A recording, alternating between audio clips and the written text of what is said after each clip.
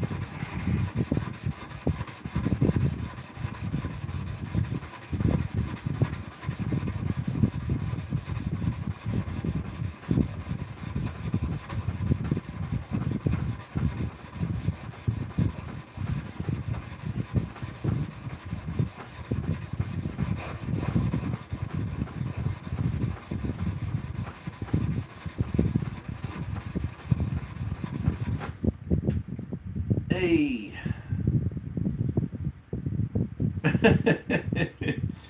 Not to worry, mate. There'll be plenty of nighttime streams as well. I'm not even a third of the way through yet.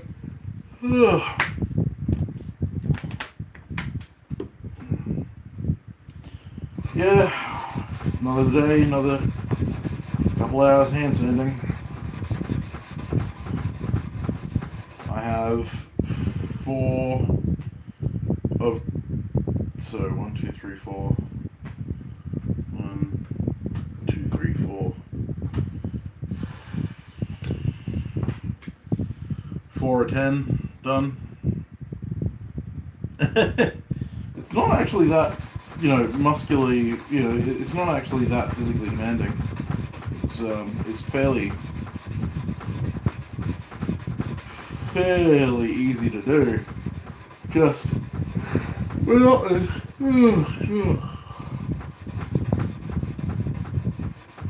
Well, yeah. I mean, I don't know. Maybe it's because I'm used to it.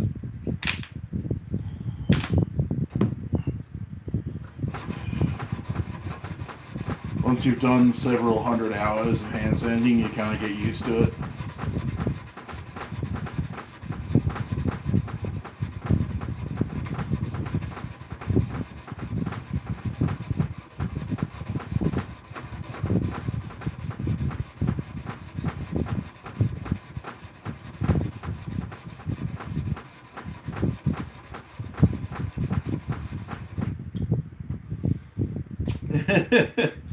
Yeah, I also carry 100 more kilos than you do.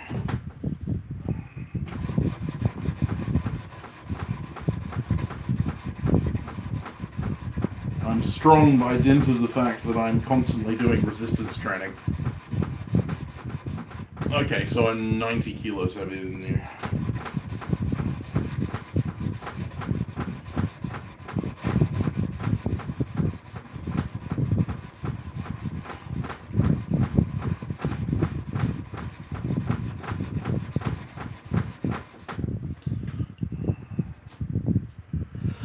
Yeah, I feel you on the heat. It's not that bad today. Oh God, Christ! I keep yawning. Yeah. Well, I'm 6'5", and I'm not a martial artist, but being 6'5" and huge.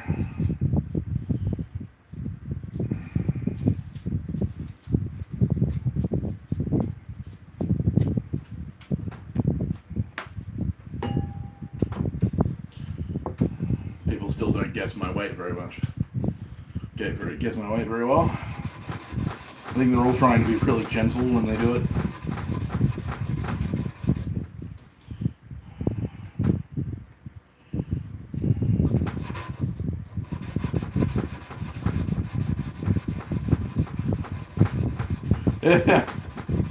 Yeah, well. I did do martial arts back in the day, just haven't kept up with it. It's something I want to go back to, but unfortunately I can't afford the entry fee to go back to doing what I used to. Well, yeah, I mean, I want to lose weight because I'd like to get back to being a little bit more physically active and not have to worry about carrying around all these extra kilos. God, why am I yawning so much? It must be because I'm tired. But yeah, it doesn't preclude me from doing most of the stuff that I really want to do.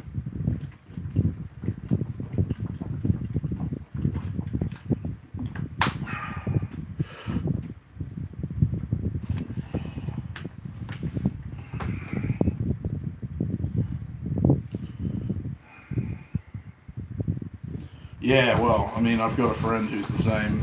He can't put on kilos no matter how hard he tries. So I know it sucks. Both ends of the scale.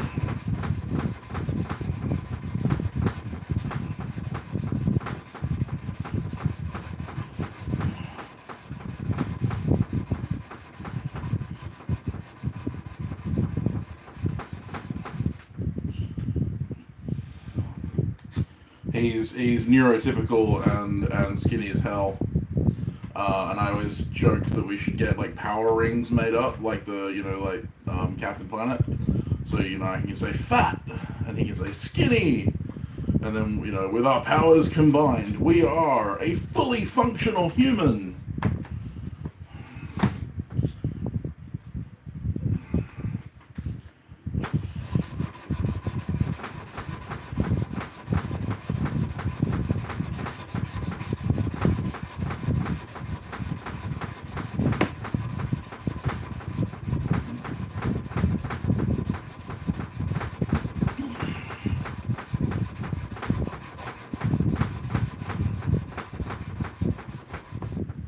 Yeah, I used to watch it on Cheese TV every morning.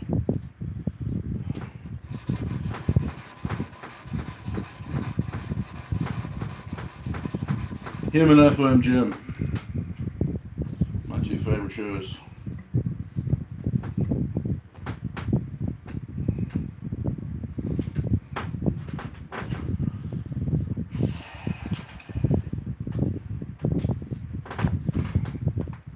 Yeah, me too. I've got the original box set of the first 4 seasons of Pokemon on DVD. I was actually one of the first people in WA to actually buy one. Nowhere in WA stocked it, so I actually got my local Sanity to order it in from the States. Yeah, I mean, my stepson Jacob's obsessed with Pokemon. And he can now name pretty much every Pokemon under the sun. I lost track after Gold and Silver, because that was kind of my generation, was Gold and Silver. I used to be able to name all 250 plus the 4 legendaries, but now couldn't have tried. 6 legendaries. 6 legendaries.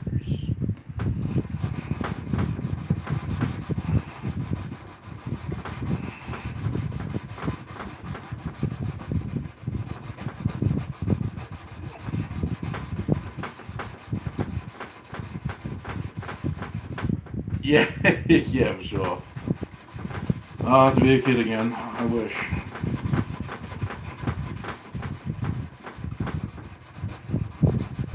Where words like responsibility were something that parents threw at you to threaten you, but they really held no meaning.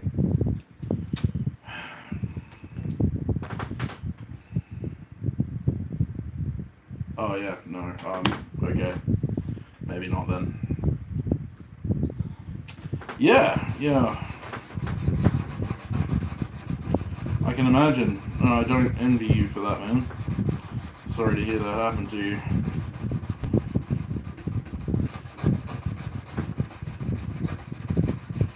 But, you know what they say, what doesn't kill you leaves you with a lot of unhealthy coping mechanisms. Well, yeah, blacksmithing too. We get to play with all the fun toys. I've always said it and I always will. Growing old is inevitable. Growing up is an option.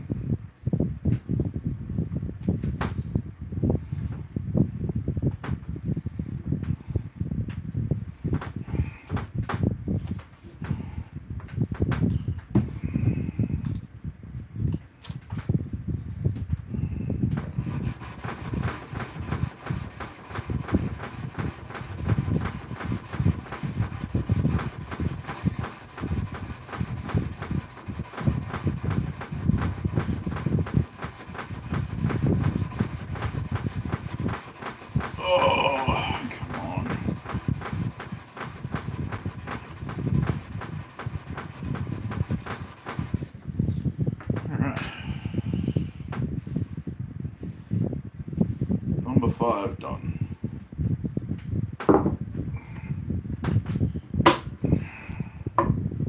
I'm doing this boss backwards. Should have done the bigger blades first. but you know me, always doing it the complicated way.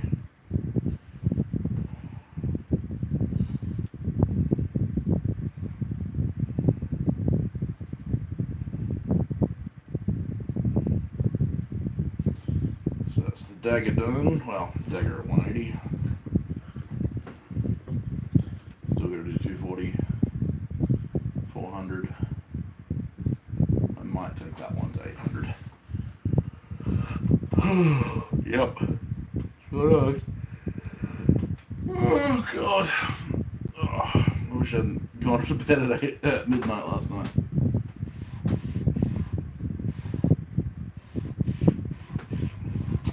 I remember the days when staying up all night was like, you know...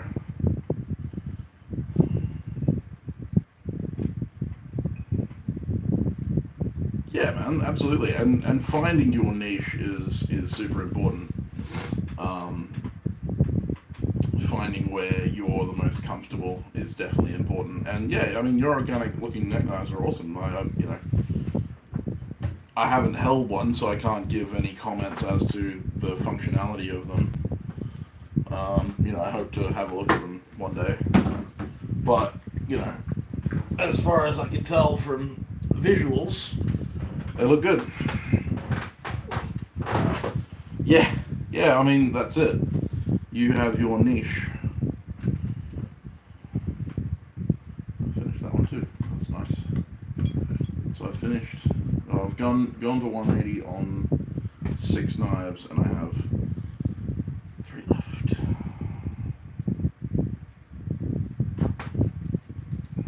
I gain great enjoyment out of making historically accurate knives. Knives that have a distinct historical reference.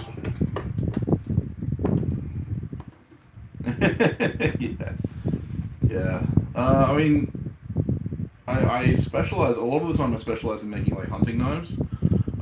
So small stuff like these. The little drop point hunters and stuff like that. But I have been kind of moving towards the historically inspired stuff.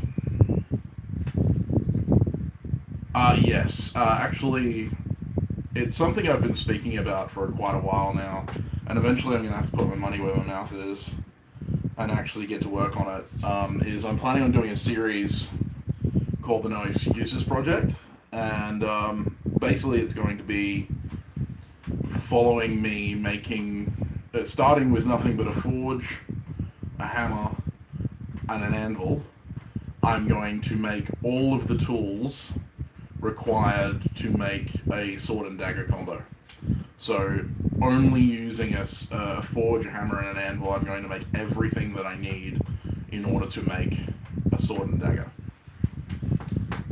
It's, well, I mean, that's one of the reasons that I haven't done it, is because it's a huge undertaking, and it's a lot of time and effort, and there's no fiscal reward.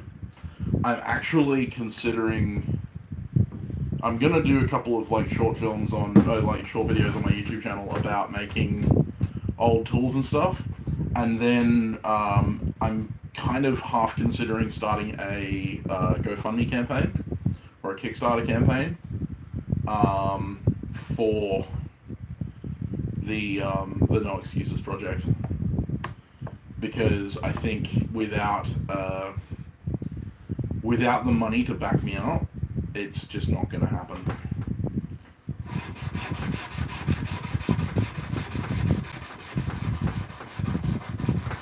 Because I'm basically going to have to take a year off work, a year off making commissions and stuff, in order to make these tools and make all of this progress. You know, it's not going to be a short-lived project.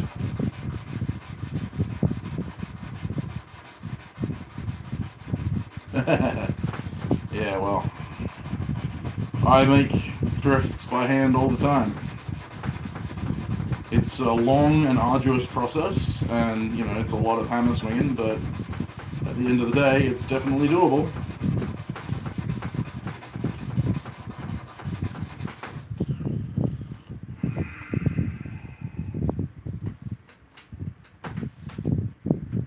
No, no, I've made them on production, mate.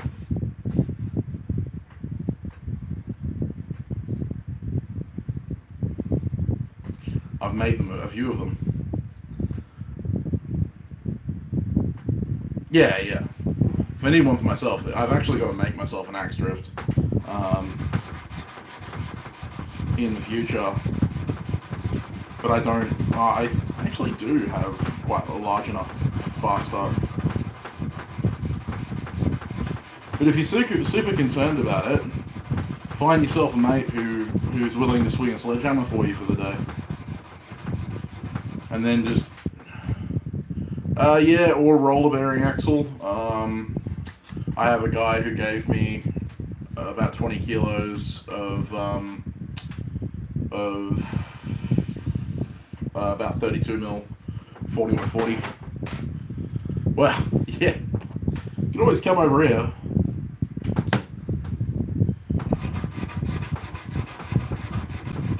But I think that would cost more than just paying me to make you one for you.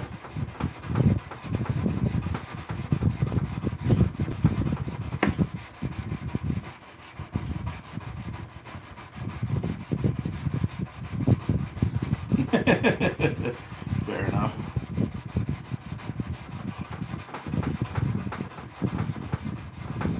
Yeah, I made an axe drift a while back, but I ended up giving it away. So, and I've made quite a few hammer punches and drifts and stuff like that. I actually got a YouTube video on that, making hammer drifts. Ballpark for an axe drift, it depends on the size of the axe drift. If you're looking for like a felling axe size I don't have the stock for something like that, so that would probably run whatever the material costs, plus it's going to take me like a day to make, so I'd call it like 150-ish. So you're looking for more like a teardrop style axe eye rather than the standard, you know, elongated axe eye like you see on a lot of hatchets and stuff, or are you looking for more of that hatchet style? Because that makes a very big difference.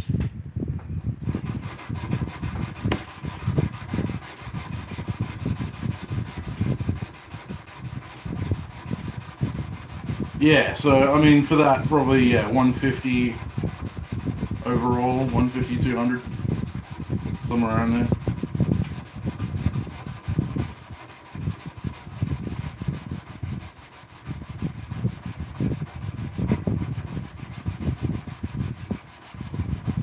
For you, I could probably do 100.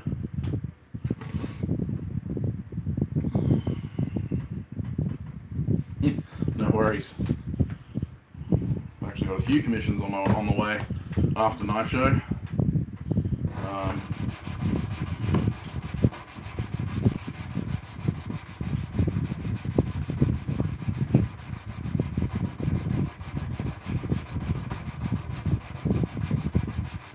Got to make a brokeback sax for a guy here in Perth. Oh shit, I was supposed to do that, wasn't I? Oh well. Padraig's gonna be annoyed. It's all good.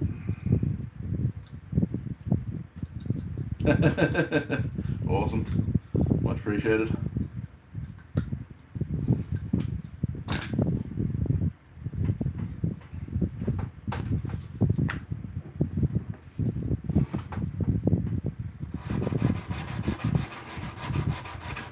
Yeah, I was supposed to do up a drawing for a commission that I'm going to get started on after knife show for a Viking brokeback sax. Actually, it's more of an Anglo-Saxon brokeback sax, but you know, because Vikings didn't really use brokeback saxes. They used spear-pointed saxes. But yeah, so that's a commission that I've got running. Pretty sure I got another commission. Shit, I should write this shit down.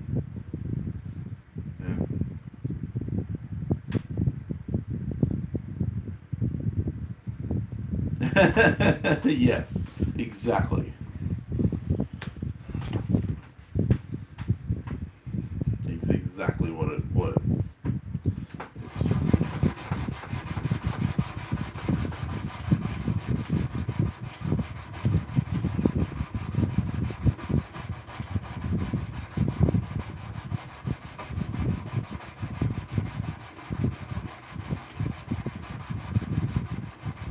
make sure you always practice. Puko. Yes, that's the one. So basically the difference between a spear-pointed sax and a puko is the grind, to be honest. The word sax means knife in, I think it's Danish or Norwegian. So the thing is that they would have referred to pretty much anything from, you know, little squirrel tail knives like this to their full-on Lanka saxes as saxes, because it's a knife. In modern vernacular, most of the time when you're talking about a puko, you're talking about the size, so, you know, like, you're normally not getting any longer than about that. And they tend to have Scandinavian grinds, those really short, blunt, like the short, thick grinds, the 25 degree inclusive zero grinds, rather than the full flat grinds. So technically this would be a sax in, you know, Viking vernacular, rather than the puko. But puko is also area specific, because puko was a Swedish design, not a Viking design, not a Danish or Norwegian design. So the puko was a specific woodworking tool, and it was Swedish rather than Danish or Norwegian. The term sax is also an Anglo-Saxon term as well, so it's a shared term between the Danes. I believe it was the Danes and the English. Yeah, I love my history, and I love theories. So yeah, the term sax was shared between the Anglo-Saxons and the Danes. So, and that's why broken back sax exists, because the Anglo-Saxons used the broken back saxes, which were the ones that we see commonly in movies and stuff like that, that has that really sharp angle down to a straight edge, basically. Whereas the continental saxes, which is the saxes that we commonly refer to as continental, the spear-pointed, are more favoured by the Danes, the Norwegians, and the, you know, various Norse countries. And then the puko, most puko tend to have a relatively straight spine, relatively, you know, obtuse bevel, and they were mostly from Sweden, because the, you know, puko is a Swedish word. So I think it originated with the Sami, actually.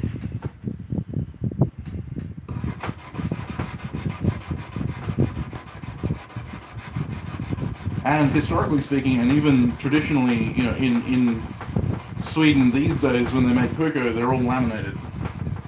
Although, you can buy Mora knives, which the Mora knives that you buy, the Scandi ground Mora knives, they are technically puko, so, and they're not normally laminated, so that's not always the case. But as a general rule, traditional puko were laminated, high carbon with a mild steel jacket. Yes, they are. I've used a couple. I've never owned one. It's funny, I've never owned one, but they are actually quite good for the value. The steel holds an edge quite nicely. They're incredibly durable, especially if you get the Mora heavy duty. They are incredibly durable. They hold an edge great. They take an edge great. They're relatively easy to sharpen. They're not. I mean, because it's a Scandinavian grind, you're not going to get good performance out of it if you use it as a hunting knife.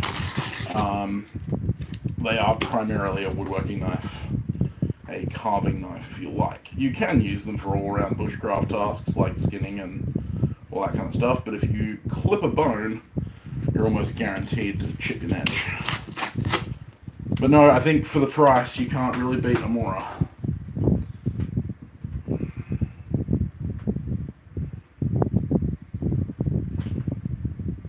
Yeah, Essie makes some good knives. I am not a massive fan of Essie, and that's more of a personal style thing than anything. Like, I don't like the style of their knives, and I also don't like the heaviness of their grinds, but that's just me.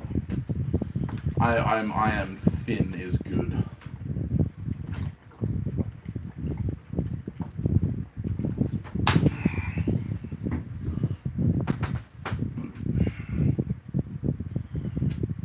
Plus, I'm a natural materials whore. I love natural materials.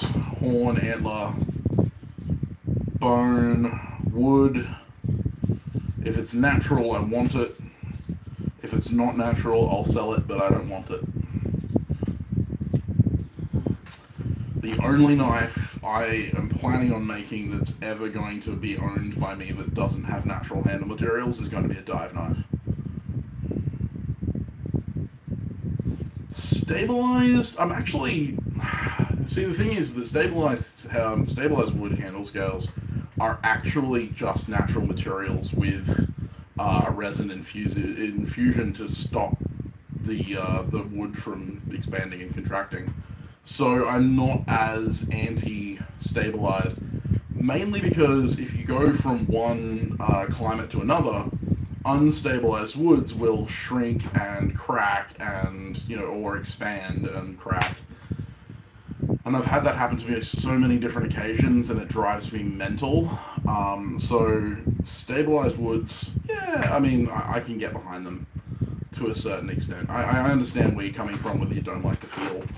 And I would agree, like, I prefer my wood to be nice and matte, nice and soft. But if I have to choose between a soft handle that cracks on me the moment I pull it out of the sheath, and slightly more plasticky feeling wood that's going to hold up to climate abuse, I'm going to go with the stabilized.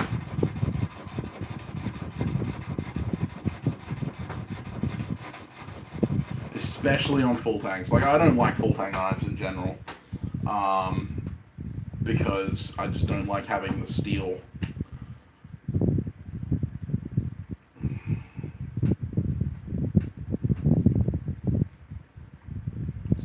Hey man, I'm always appreciative of getting knives from other people. I have a collection of knives from other smiths. One of the pride and joys of my collection is actually a knife that was made for me by an English smith. This blade, it was a stock removal knife, but this thing is absolutely stunning. Like, I aspire to get this good at making knives. It is beautiful in the hand. This thing feels so good. It's Gene Micarta. He actually made the micarta himself. It's a half tang, so it's got the tang on the back but no tang on the front, and it's perfectly tapered. It's just, oh my god, this thing is so good. I'm terrified to take it out and use it. And yeah, so I'm all for getting knives off people who have a passion for it. But yeah.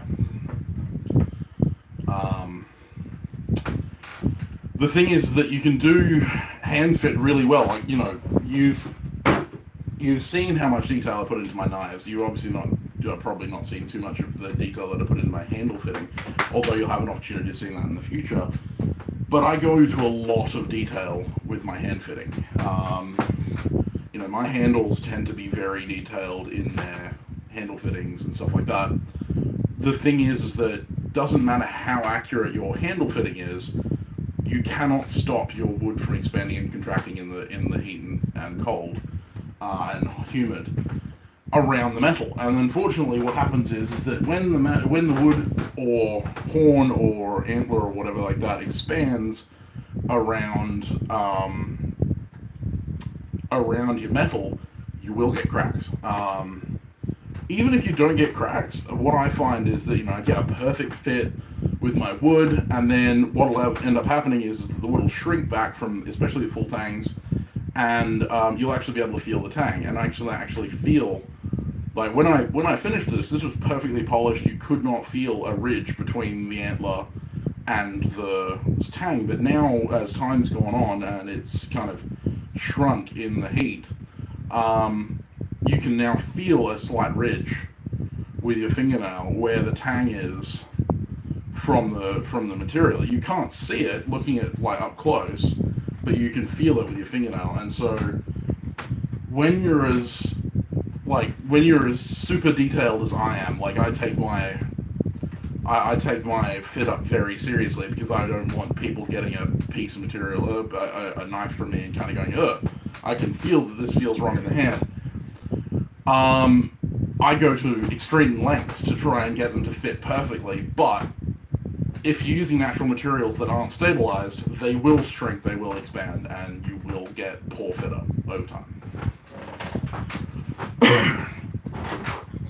And that's why the ABS recommends that you only use stabilized materials in your journeyman smith and master smith testing knives, because if you travel overseas with them to do your testing and the wood or horn or whatever expands and contracts and ruins your fit up slightly, you end up with you'll end up losing points on your score for poor fit up. So all of the blades that go to Atlanta Blade Show when I eventually get there will have stabilized timber or stabilized horn handles.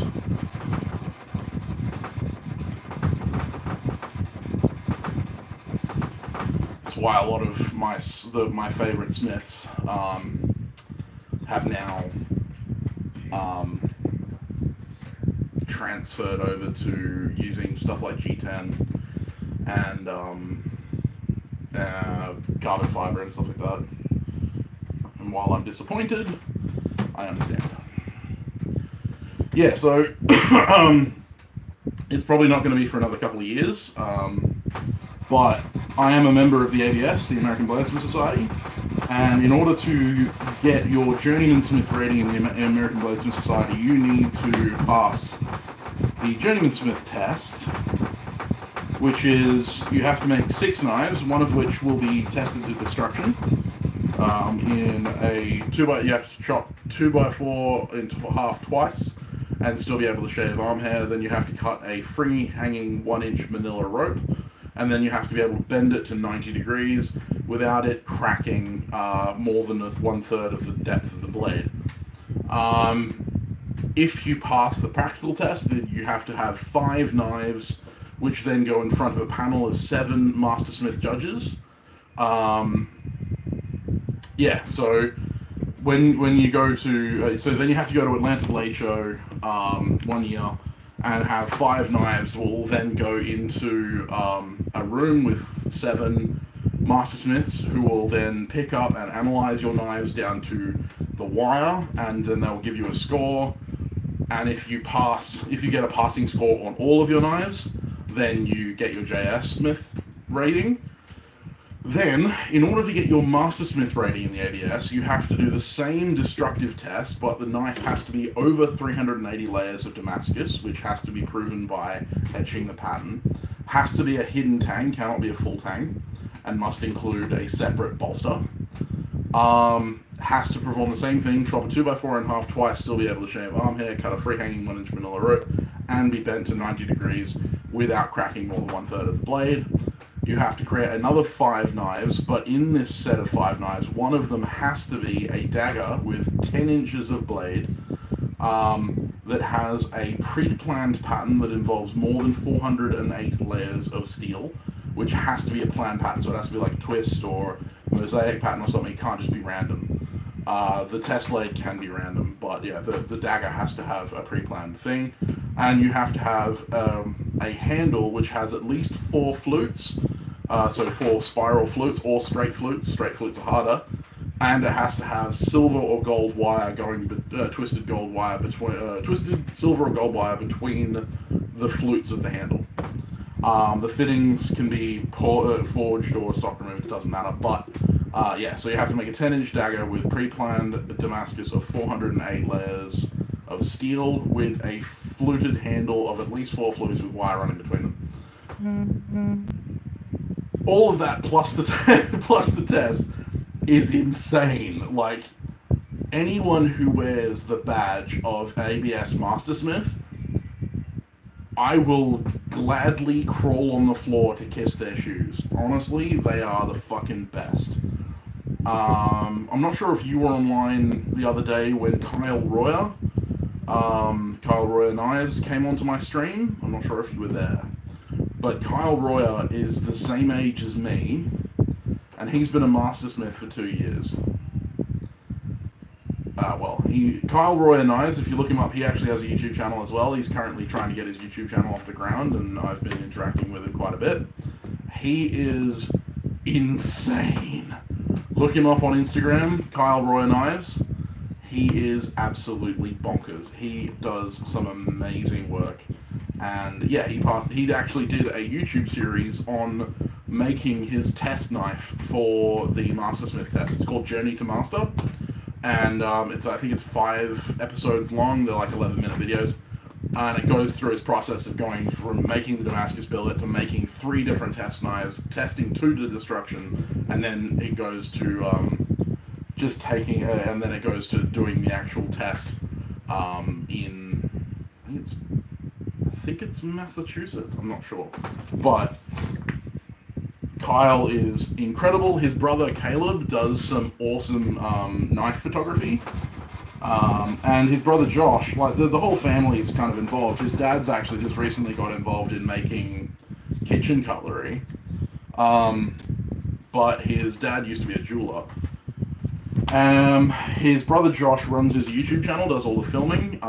Caleb does some awesome photos, awesome knife photos. If you look up Caleb Royer Studios on Instagram, he has some amazing work. Christy hates him. Because he takes just, you don't know how he does it. It's just fucking scary how good he is with a camera. And so yeah, Kyle is just, he's crazy. So Home Free covered Boys to Men's End of the Road. Cool. Mate, Ron killed the riffs at the end. You've got to watch it later. Yeah. That, I've never seen that from him. Yeah. That was insane. Awesome. Cool. I'll have to give that a look.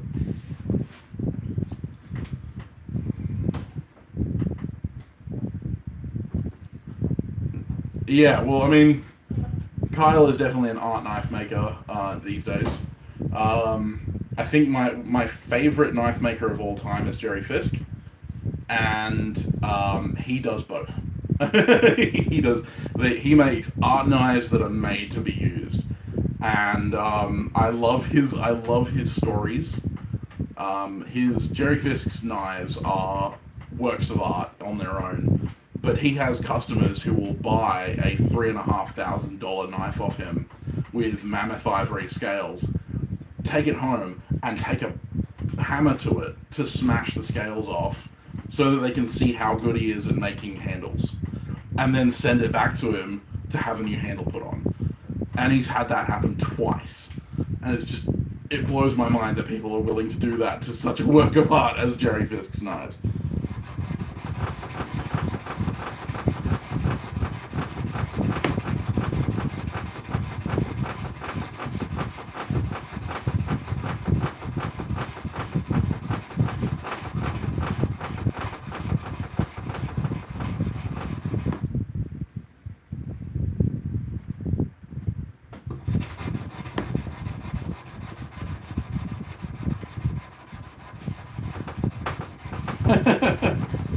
You know what's funny? Jay actually, while Jay is actually a really good smith, he doesn't tend to do a lot of, like specky work. He's well known for developing, what pretty much everyone now uses for their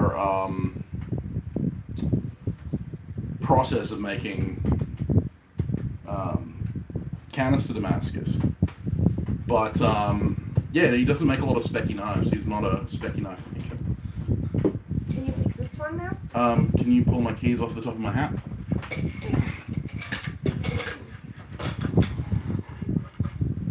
Jesus Christ, what did they do to this? It's not the same one. Yeah, no, but what did they do to this? I don't know. They're coming like that. I only paid $3 each for them, so. Yeah. Yeah, Jay is an interesting dude.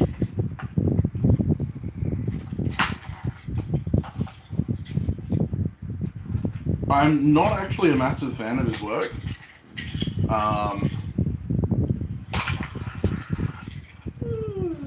You know, like, props to him. He's a master smith.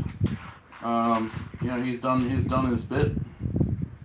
I'm gonna have to pre-drill a hole for this. Did they not drill it? Oh, they did, but it's torn out. Oh. Like, you see that big giant? That's what happens when you pay $3 for something. Yeah. That's alright. I'll get the other one and see if it's any better. Alex says hi, Mrs. Sam.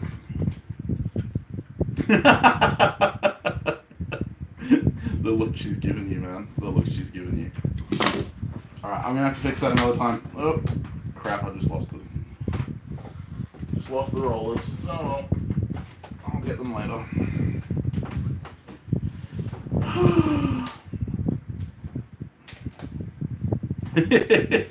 Yeah, you know how to make a lady want to kill you.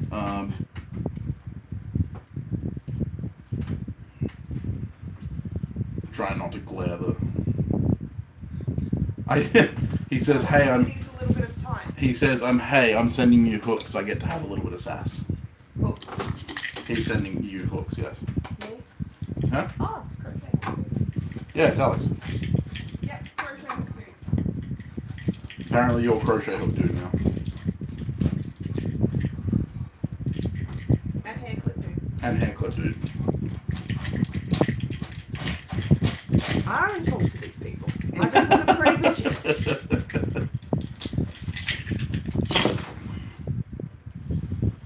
Yeah, there you go.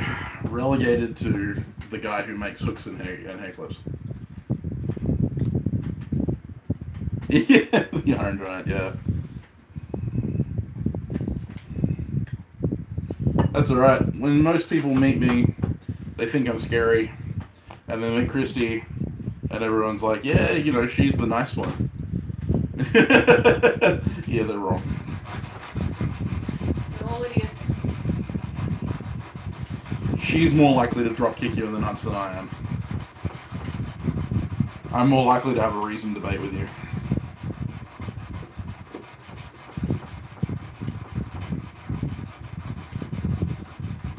I make knives, but my wife is the one that's going to straight up cut you.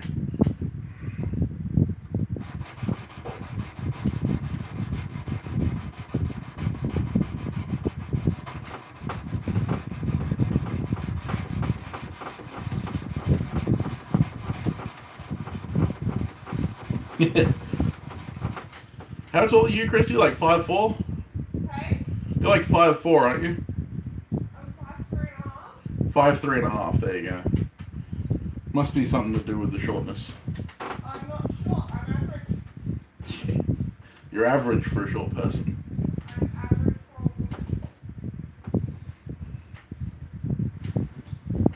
for a woman. Sumo culture. Don't let my wife hear you saying that.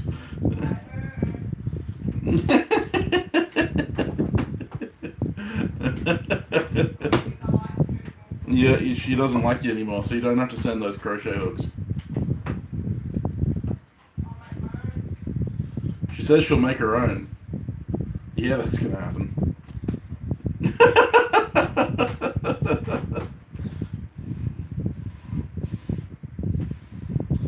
Oh, but he just got Coca-Bolo.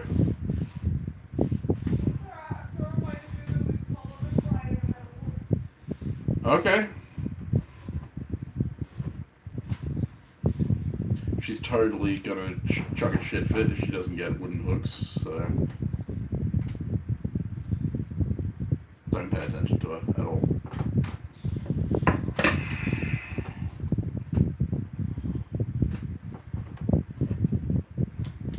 Where did you get Coca-Bolo from? Was it Natural Edge Timbers?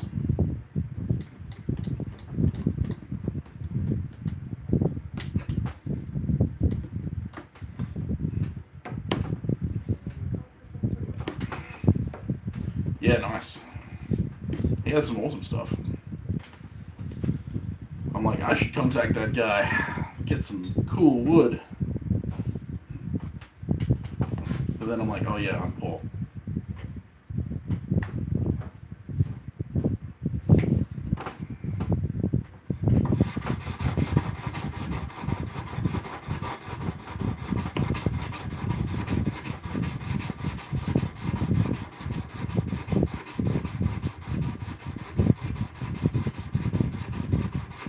Oh, bugger.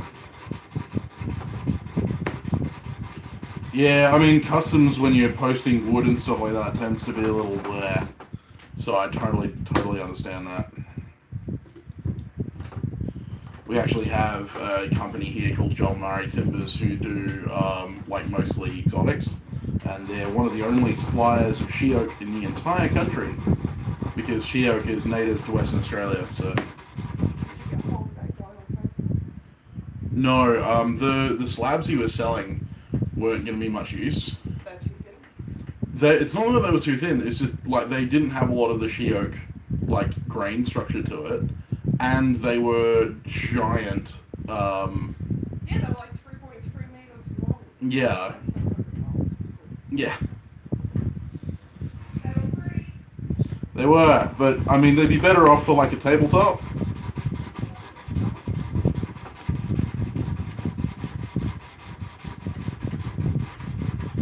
But I don't have the time to devote to making a tabletop out of a natural piece of she oak. It was selling fast tops actually, which is why it was so long. Yeah. Boy. And this is the point, is that I just don't have the time or the energy to make bars. And there's the fact that we hardly drink. Well, you hardly drink. Yeah, I drink occasionally. I drink more often than I used to. Well, that's because you've got new friends. Well, this is also true. I would drink more often, but I don't have a lot of money, so I don't spend it on alcohol.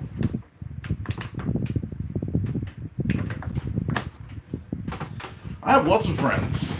You're a friend.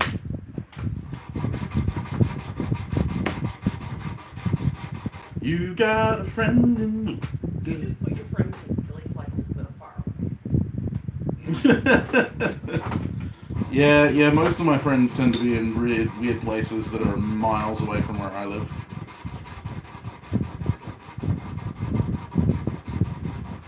Like, I suppose Kai's not that far away, but we really don't hang out that often.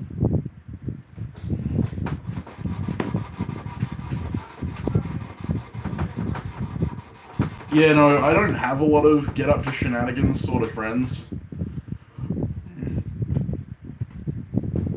I mean, I suppose I could get up to shenanigans with Dylan in the lot, but...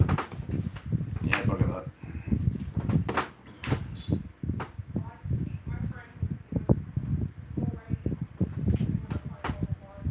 Sure.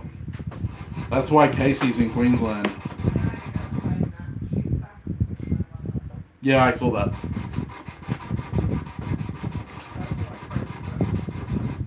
Hmm?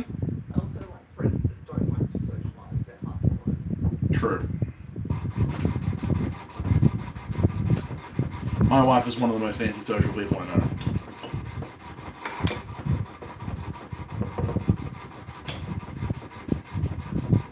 I went out last night. Yeah, you did. For a long time. Came home traumatized from memory.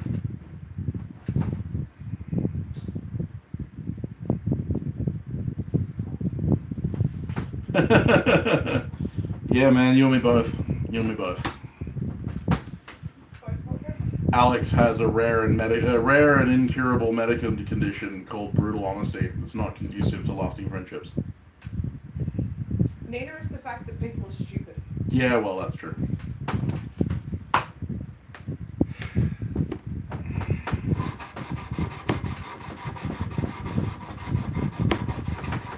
like people a lot more.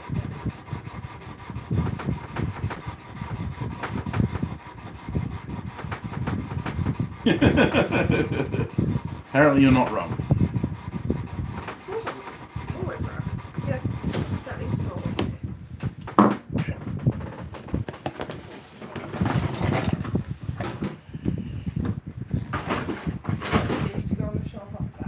I will.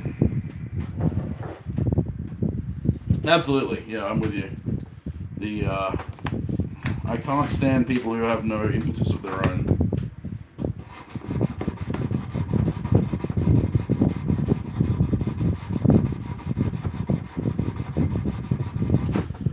I've had a few too many people that have required me to do all of the driving in their, the relationship, the friendship, and I just got really tired.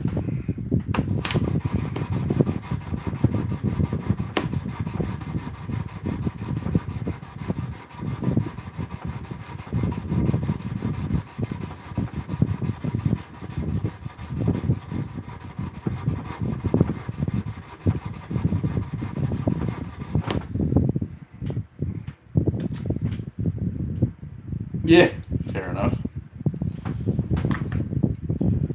I don't do a lot of entertaining. That's mainly because my wife hates people.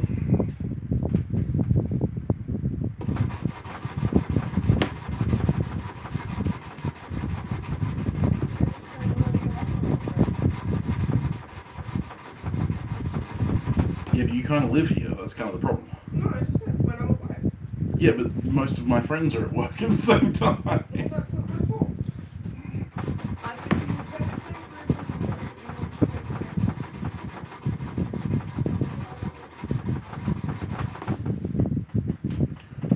Uh-huh.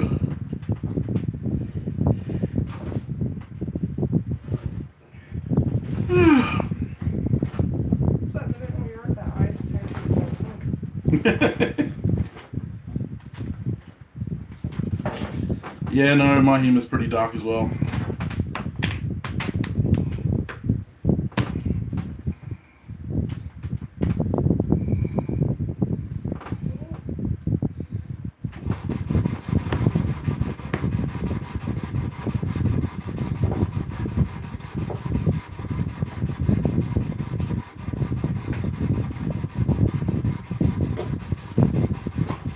My problem is the filter between my brain and my mouth are not always engaged.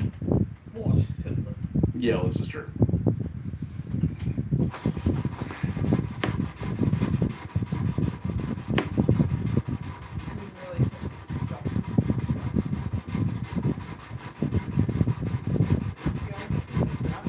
The what? Just construction paper. Yeah, works for me.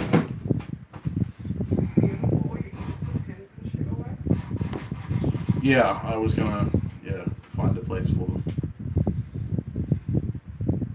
Because I'm kind of decluttering and things that are getting in my way, kind of going into big bags. Okay, well, don't throw out the multiple hundreds of dollars worth of calligraphy kit. That's why I was asking if you were going to put more in. I'm working. I'm currently on live stream. I know that. If I can have it to you, it's fine.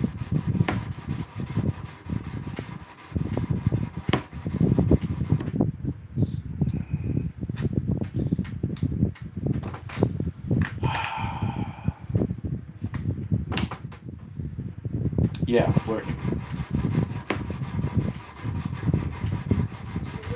Man, after the amount of hours I've put into friggin' hand sanding, this is definitely work. I understand that it's work and it's going to make us money, and that's why I'm coming to the knife show with you instead of having a weekend off between my 2 weeks of You work. can take the weekend off if you want. Where would you like me to put the ink and pen so that they're Alright, pass them through the window and I'll put them somewhere. I can put them on the table and you can deal with it later. Okay. Is that okay? Yep, that's fine. Alright, I needed to know. Give me my way. Well, I'm glad I can keep you entertained, Alex. It's my main job in life. See, I told you we entertain people regularly. Yeah, that's it. Here I am, entertaining.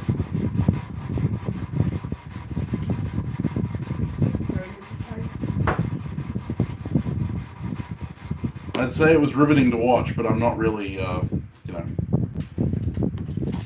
not really riveting right now. That's next week, right? Actually, I don't have any riveting to do over the next couple of weeks. How are you going to sustain the tour? I don't know. I may actually have to do a riveting live stream. You're going to have to. Yeah, for sure, man. Just have to find a time when I'm not doing one myself. Which, at the moment, is probably not very likely. God, that was a really bad voice crack right there. I sounded like that kid from the Simpsons. Jake's going to start sounding like that too. It's true. And he's going to squeal every time he thinks about it. Yep. No, he's going to grouch and stomp his feet and stuff. Yeah, but he'll do it while his voice is breaking. Yeah, fair enough. It was, you know, it's always good to have someone drop in on you. Yeah. My elderly neighbour doesn't drop in on me, but she tries to hold me up in the driveway for several hours at a time. Hmm? The what? You what? I said have fun with that. Yeah.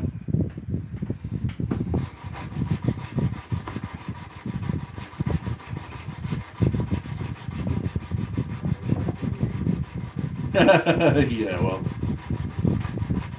No, she has popped over when I've been running the gas forge, but the advantage of the gas forge is because I have to wear hearing protection, I can't hear a freaking thing.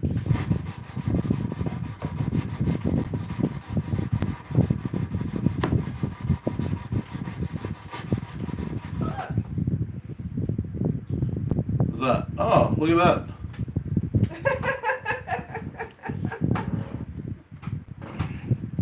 Wonder whose this is. That was a little ironic.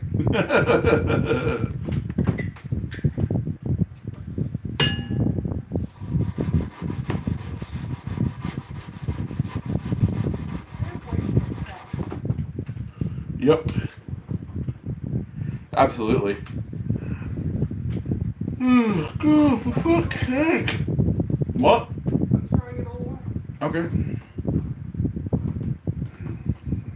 It's not working.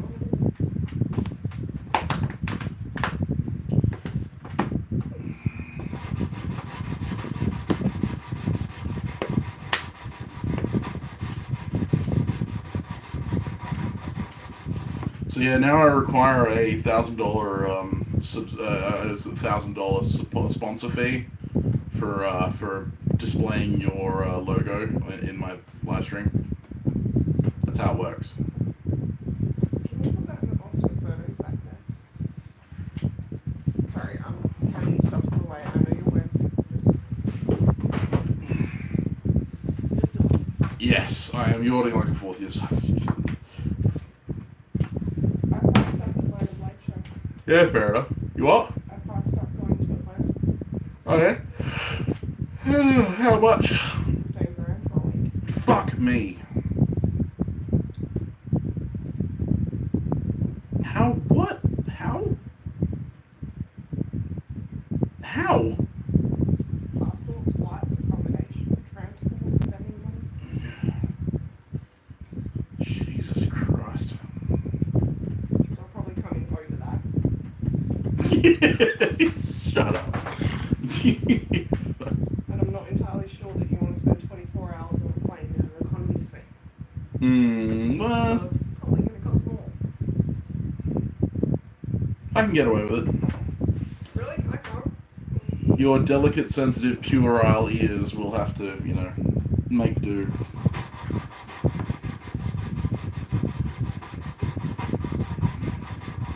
Because I'm not monetized, I can swear whatever I fucking like on my stream. What? Did you just get in trouble for swearing? Yep. You can't hear me, can you? Yeah, you can. Sorry. Not sorry. It's okay, I'm not monetized. I can swear whenever I fucking like. They don't remove your channel for swearing. They don't stop your stream for swearing. They just demonetize you.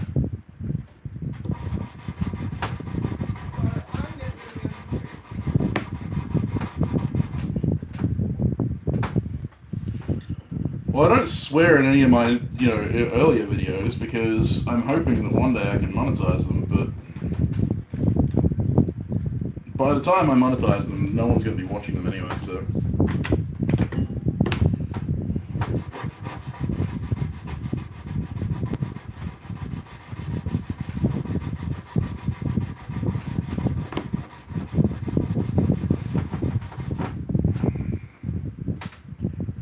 I think this has been the quietest stream I've ever done.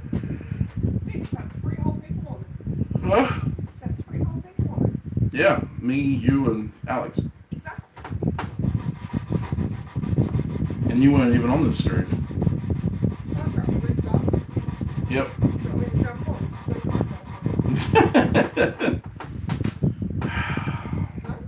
No? Nah, that's fine. Alright, It's definitely quieter than my last couple of streams that I've done. Yeah, you don't usually go off. Yeah, I mean, well, the last 2 have had 7 consecutive, like 7 people watching it at the same time, including Roy from Christ-Centered Ironworks and Kyle Royer. So,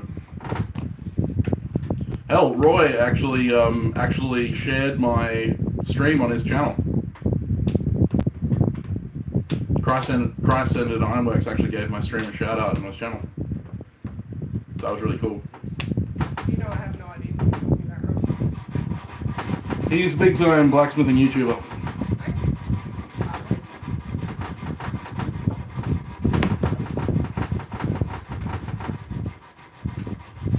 Yeah, it's cool.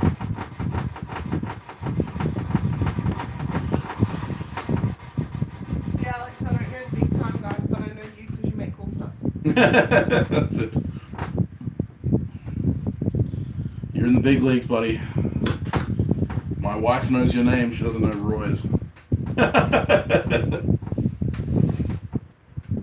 wife, he doesn't make crochet. He might. I don't know, I haven't checked. You haven't showed me. No. So like I'm gonna go. I've only just started following him on his stuff shows up on Pinterest, so he's kind of a big deal. I don't go in there either. No, I don't go on there either. I'm not a fan of Pinterest. If it was more practical, I might, but you can never follow the bloody change to anything. Yeah, well, that's it.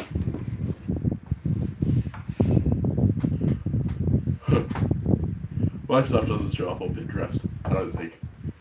I've never looked. All you have to do is pin it somewhere. And You what?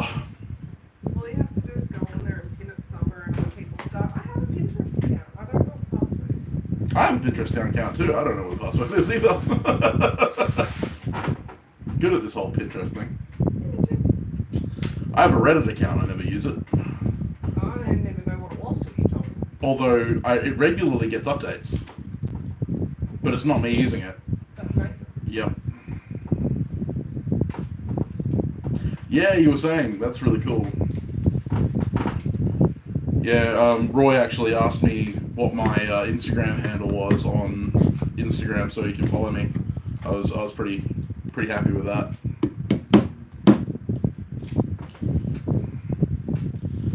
I was geeking out when Kyle actually made a comment on one of my streams saying that I was a great knife maker. Oh, I checked out his wife's crochet stuff. She's cool. Yeah. Yeah, Roy's video is cool. My missus wanted you to know that she's checked out your wife's crochet stuff and she thinks it's awesome. She'd never do it herself, but she thinks it's awesome. She doesn't. I've done Amy. I hate it. It makes my hands hurt. Yeah, she's done Amy before, but yeah, she hates it because it makes her hands hurt. I have seen her do that kind of stuff before, and she's pretty good at it. But yeah, I just don't enjoy it. Yeah, everyone has their own preferences. Well, thank you very much. I'm glad you think so. I don't know my charging cable again. That's not good. What? I wonder how much battery I have left on the camera. You need to charge it? Oh yeah. Just a little? Yeah, just a little. I need a long one. I might need to get one with the one from beside my bed. Alright. There was one here that I could grab. You want to grab it? Yeah, no, she does incredible stuff, and you can show her this stream if you want. To let her know, she does awesome stuff.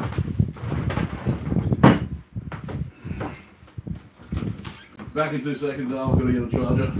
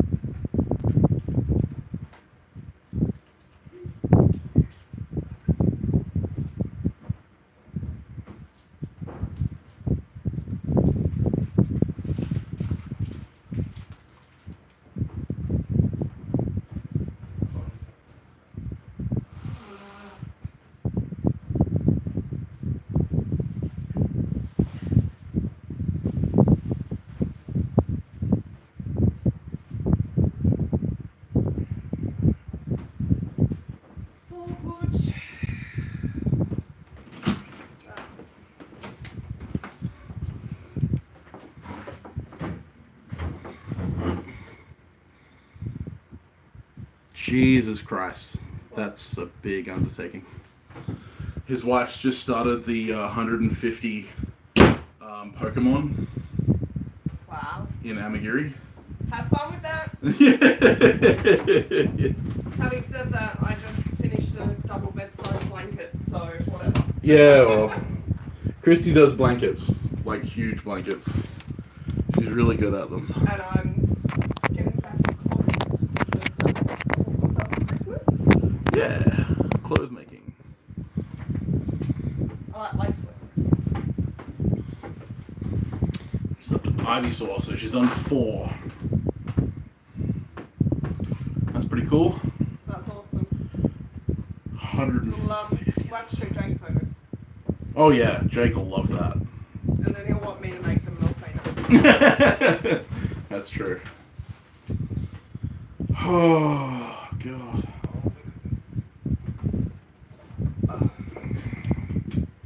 Time to start on the big boys. I've left the big ones till last. Because I am a massive masochist. I could, you know, like, use it as a, here we go. Got professional lighting. Jesus, that's bright. It's like too bright.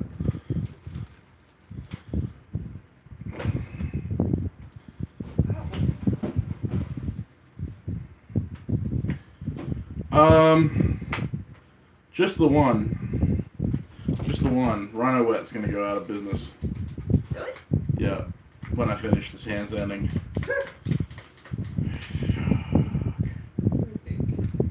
Well, it was his comment.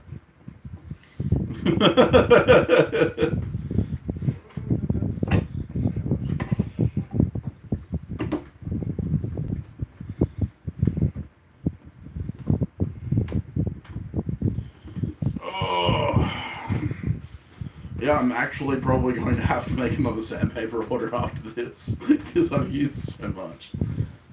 Jesus.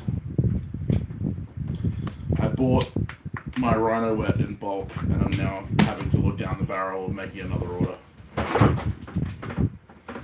Yeah. Hell no.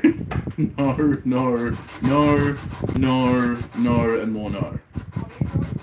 He said I can hand sand his knife tongs just so they can stay afloat. No. Sanding flat surfaces is hard enough. I am not sanding friggin' tongs.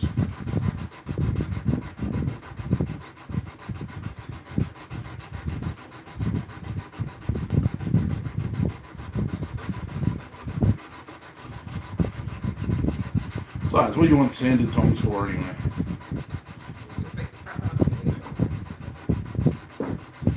They don't look very blacksmithy if they're shiny.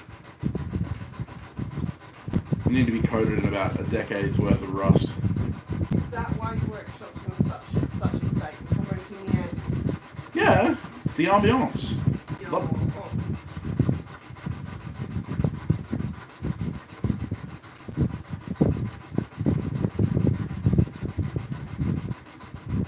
Actually, no, it's the can't be asked. But you know. But that's why I have Andy. Like Andy is my professional cleaner. He is a saint, honestly.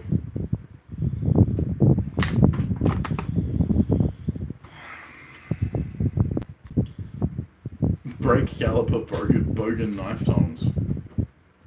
Yeah, well, you know. That's it. You'll have to actually tell me what style of knife tong you want, because I've kind of been considering whether you want box jaws or whether you want knife grips, like blank grips.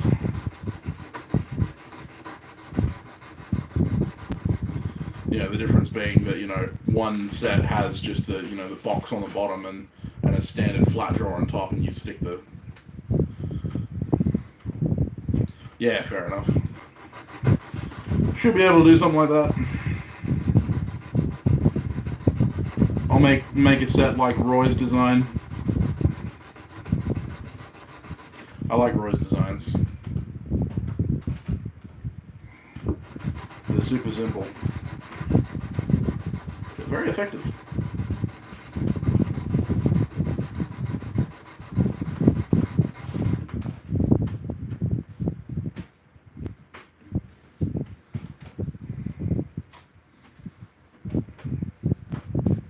Yeah, 4 and 6. Yeah, no worries. I'll make him no hold 6, and you can normally stick 4 in a 6mm jar, and it doesn't wobble around too much, especially if you're gripping it from the sides.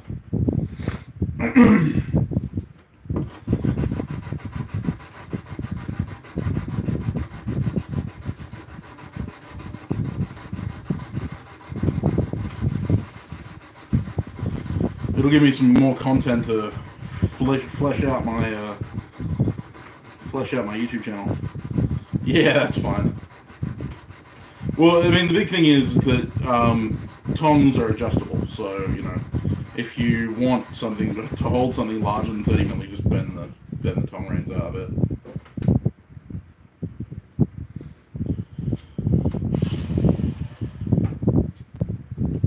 Thing is, I need to make myself a set. I'll probably end up making 2 sets, and you can have one.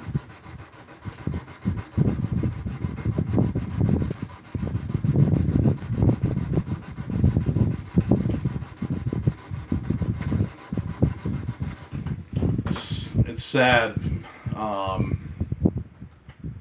Sad that Gamico is going to be here for the Perth Knife Show, and they've got some really good tong sets and stuff like that. They're just expensive.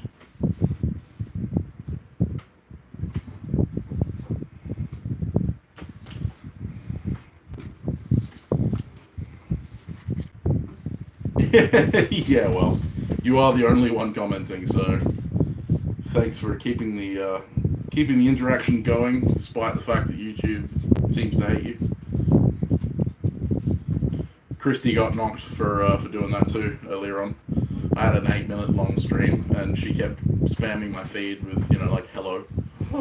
So YouTube told her to stop.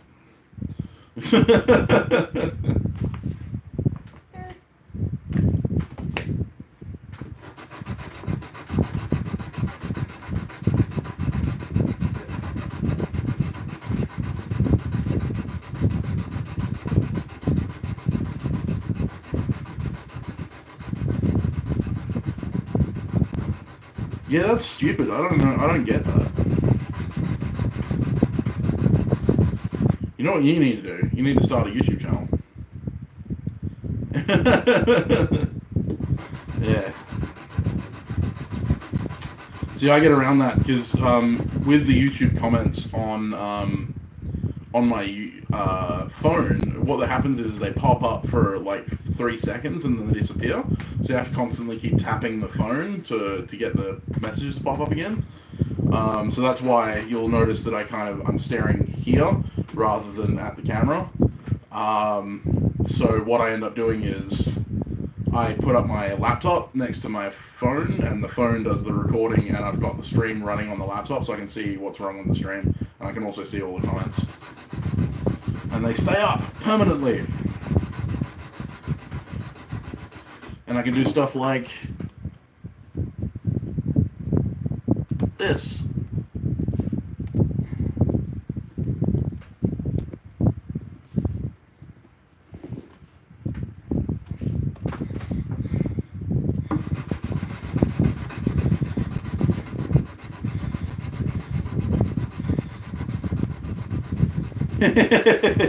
If I booted you, then I'd be the only one watching my stream. That'd be kind of sad. I'd be watching myself.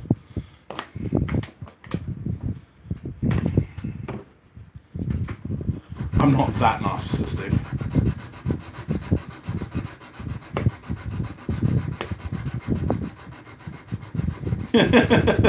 Yeah, sure.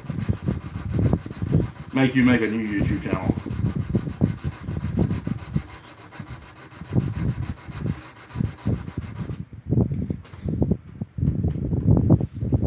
That being said, you should probably rename your channel at some point. So I imagine you're probably getting tired of people going, "What's malevolence?"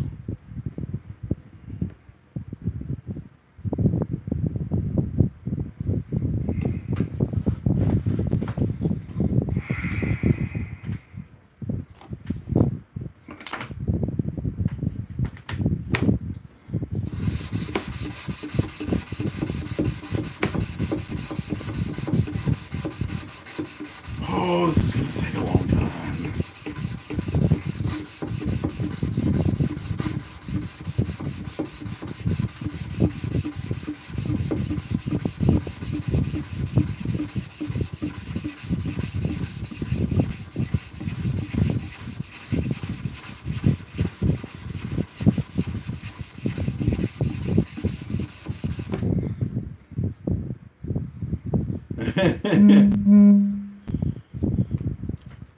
don't know. A lot of the sea shanties I tend to have are relatively slow. I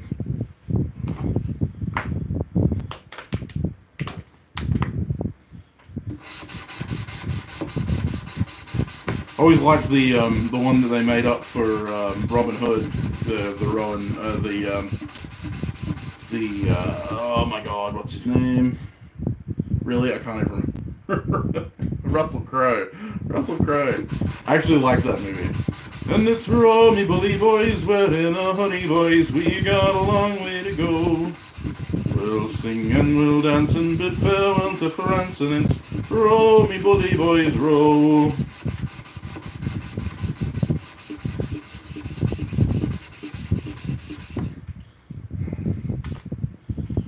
Or another Russell Crowe movie, Master and Commander. Come on, you bold and honest lads, a warning take by me, and never leave your happy home to sail the raging sea.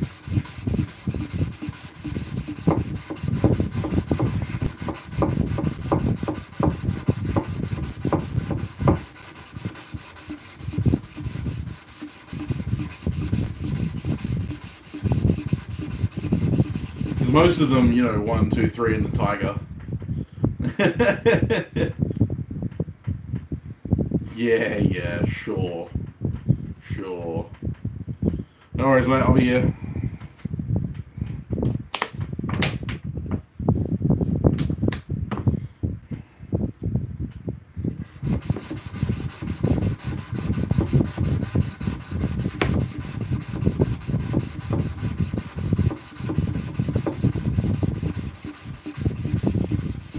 I'll be here.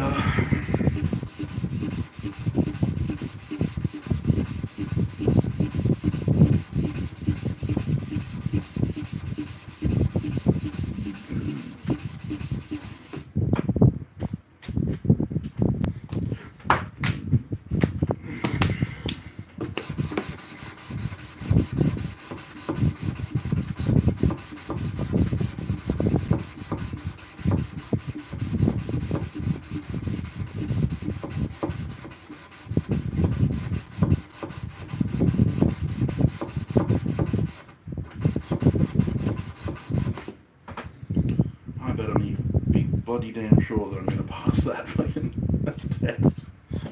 15 grand, holy shit.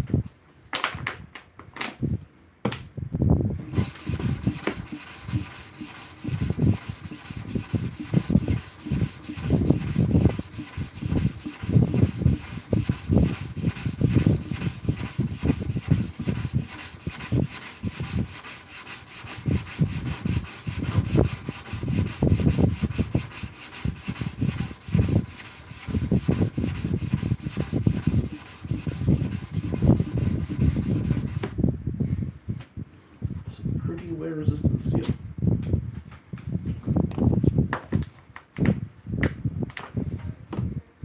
The what? The what? Which ones? Maybe? Sorry.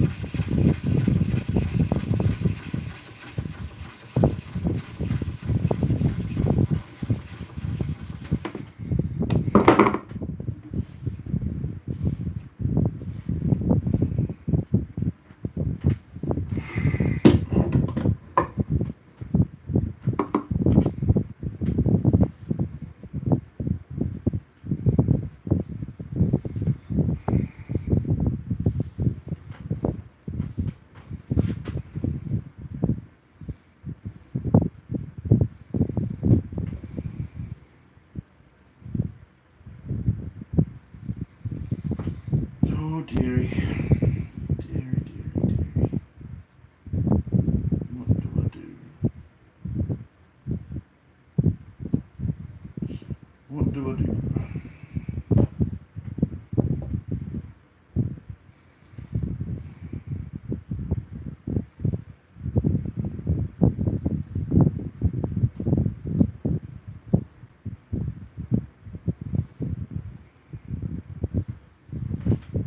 Find a point.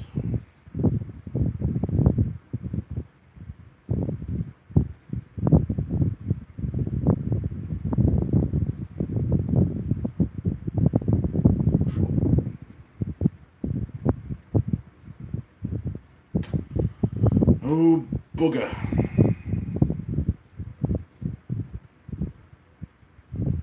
Oh, that's no fun.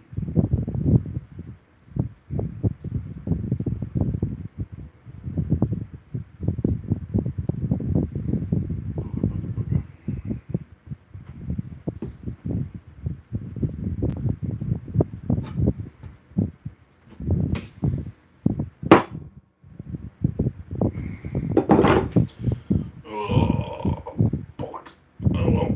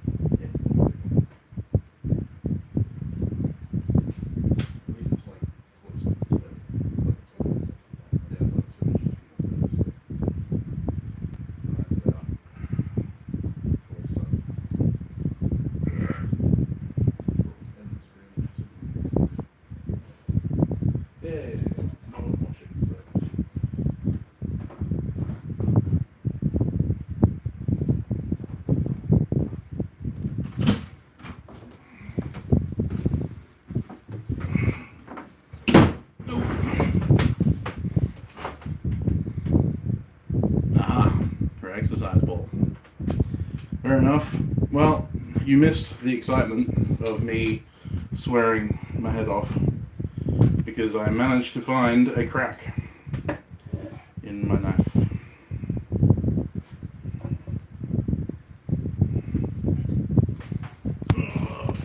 Pick up the camera.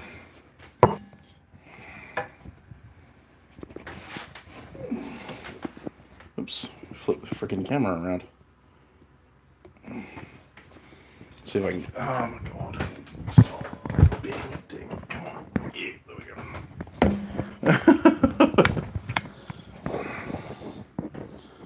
Trying to get it so you can see it.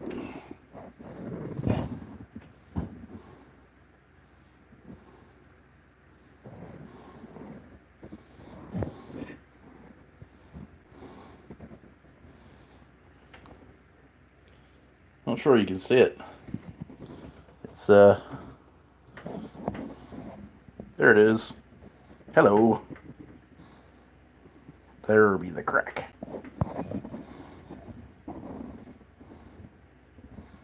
Mm-hmm.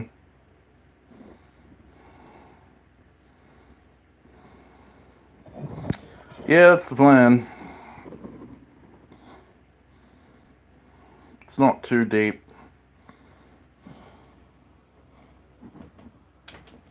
And it's close to the tip, thankfully, as you can see. So, shorter knife it is.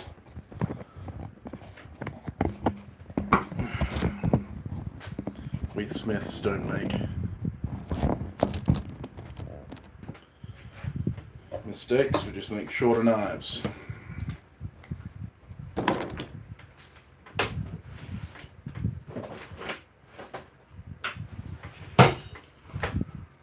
Now, I need to find my Sharpie. My Sharpie.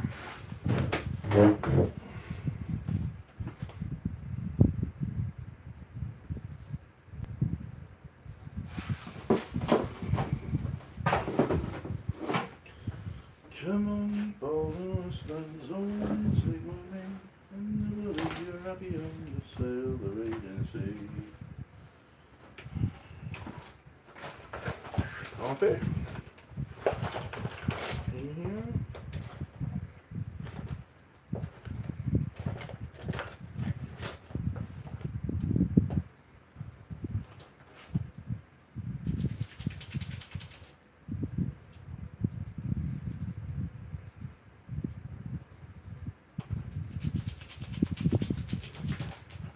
See if this works. Yeah, yeah, that's it. Let's see if this works.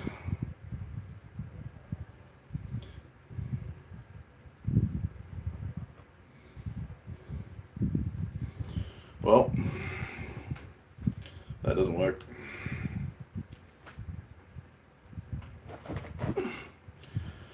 Well, I mean, that's the idea of the broke back sacks is actually, that's where the idea of the broken back comes from. Is that they had sacks that snapped in half along that kind of line, and you know, they just went, well, I've got a slightly shorter, slightly pointier sacks.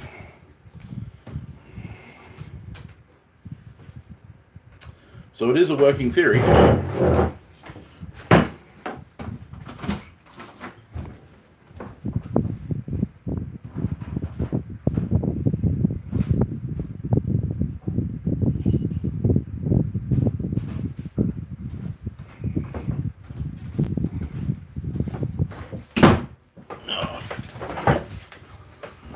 Yeah, that's it. I've got a very, very short blade and a longer blade with a broken point.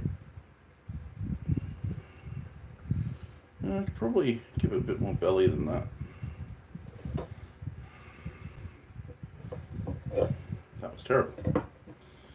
I'm terrible at drawing on steel when it's already been used. Fortunately, I have the best eraser in the business.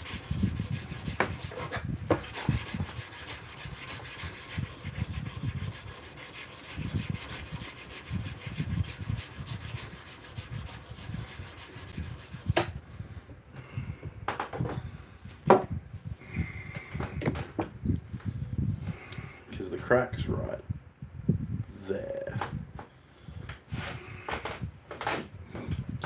So that's the length and breadth of the crack. So I can probably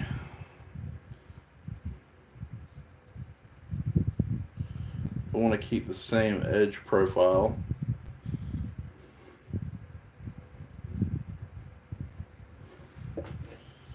Do something like that.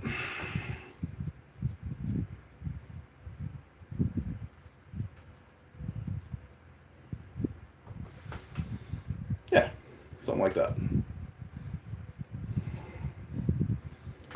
That'll give me a similar edge profile to what I already had. Completely avoid that crack. And yeah, that'll give me a decent knife. So yeah, I think I'm going to do that actually. I'm going to scrub this off.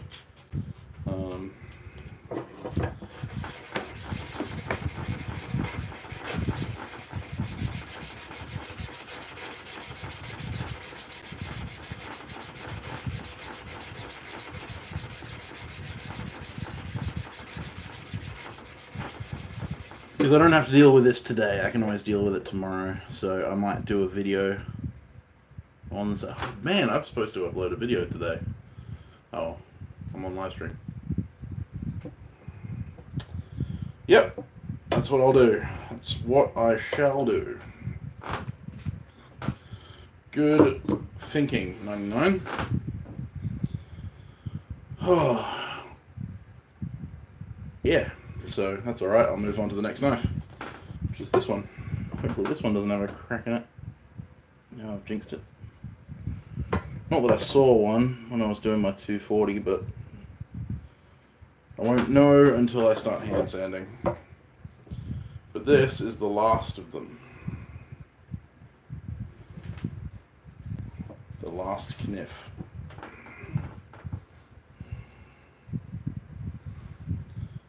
Alright, so anyway, I think I'm going to end the stream right here.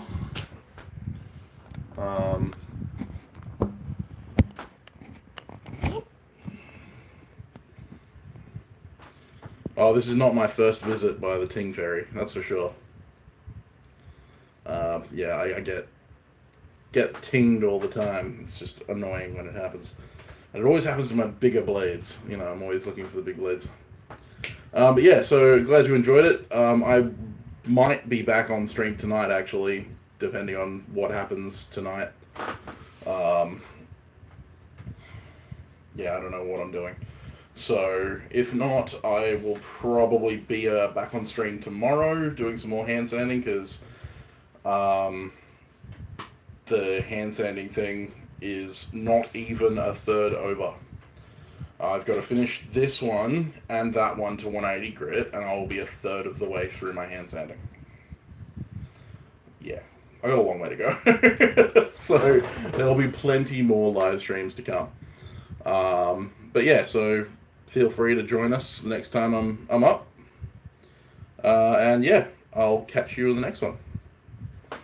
Cheers, mate.